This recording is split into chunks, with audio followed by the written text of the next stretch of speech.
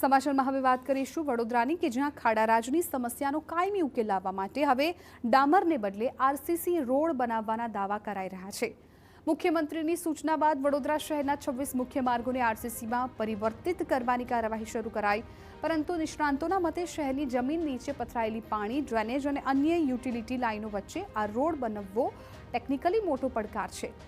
Road બન્યા બાદ maintenance ઓછું થાય, પરંતુ યુટિલિટીનું કામ આવે ત્યારે તોડફોડ અને વધતા ખર્ચનો સવાલ યથાવત રહેશે।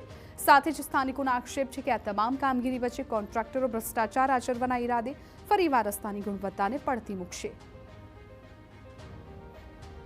આ બિલકુલ અશક્ય છે આ એન્જિનિયરો દ્વારા, કેમ કે આ એન્જિનિયરો અહીંના એક્ઝિક્યુટિવ એન્જિનિયરો તો બિલકુલ નવરા છે, બેઠા બેઠા પગાર ખાવાના છે। પ્રોજેક્ટ મેનેજમેન્ટ કન્સલ્ટન્ટ એની ડિઝાઇન કરે છે, third party inspection TPI company એનું ઇન્સ્પેક્શન કરે છે। આ લોકો બેઠા બેઠા ખાલી કટકી ખાવાની છે, તો એમાં બી કટકી ખાવા માટે ઉતરતી ગુણવત્તાનો માલ લખાવવાનો કે જેનો કોઈ કંટ્રોલ જ નથી રહેવાનો।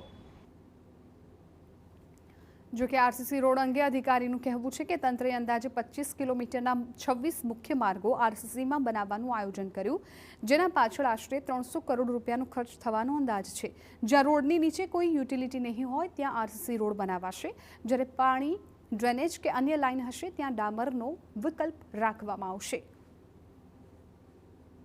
પેમેન્ટનું પરફોર્મન્સ એ ફ્લેક્સિબલ પેમેન્ટ કરતાં લગભગ બમણું હોય છે, એટલે 10-12 વર્ષ કે 15 વર્ષ સુધી આ રસ્તાઓને કશું નુકસાન નથી થતું। પરંતુ આ રસ્તાઓમાં યુટિલિટી જે છે પહેલાં સેફ પ્લેસ ઉપર એટલે કે રોડની ધાર ઉપર શિફ્ટ થઈ ગયેલી ખૂબ જરૂરી હોય છે, કારણ કે એકવાર રસ્તા બન્યા પછી અવારનવાર એ રસ્તો તોડવો ના પડે। એટલે એના માટેના સર્વે કરીએ છીએ અને એ સર્વે બાદ જે રસ્તાઓ આરસીસી કરવા યોગ્ય છે એ તમામ રસ્તાઓ પર આરસીસીની કામગીરી કરવામાં આવશે।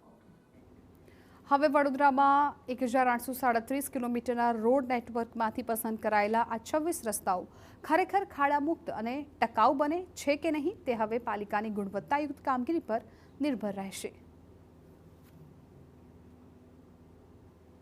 રાજ્ય સરકારના આદેશ બાદ વડોદરા મહાનગરપાલિકા પણ હવે વડોદરા શહેરના 25 કિલોમીટરના કુલ 26 રોડ આરસીસીના બનાવવા જઈ રહ્યું છે, પરંતુ હાલમાં જે હયાત આરસીસીના રોડ છે તેની આપણે પરિસ્થિતિ બતાવીશું।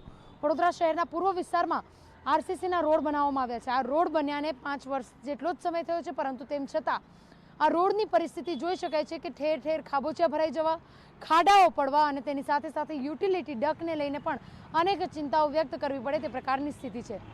પાલિકા દ્વારા જે રીતે સરકારનો આદેશ છે તેના પ્રમાણે સર્વે તો શરૂ કર્યો છે, પરંતુ પાલિકાના ઇજનેરોમાં પણ ડર છે કે જો આરસીસીના રોડ બનાવશે તો યુટિલિટીને લઈને પણ અનેક પ્રકારની ચિંતાઓ થઈ શકે છે। આ જે રોડ છે તેના આપ જોઈ શકો છો કે જે પ્રકારની સ્થિતિ છે, ખાડાઓ પડી જવાથી લઈને અન્ય તમામ પરિસ્થિતિને લઈને અનેક સવાલો ઊભા થઈ શકે છે। ડામરનો રોડ જો 20 થી 25 લાખમાં તૈયાર થઈ શકે તો આરસીસીના રોડમાં તેના કરતાં 1.5 ગણો ખર્ચ વધી જાય છે અને તેની સાથે યુટિલિટીનો ખર્ચ અલગથી ગણવો પડે તેવી સ્થિતિ છે। એટલા માટે આરસીસીનો રોડ બનાવવો પાલિકાને મોંઘો પડશે, પરંતુ હાલ રાજ્ય સરકારનો આદેશ છે એટલે આદેશ માનવો જ રહ્યો તેવું માની અને પાલિકાના અધિકારીઓએ સર્વે શરૂ કરી દીધો છે।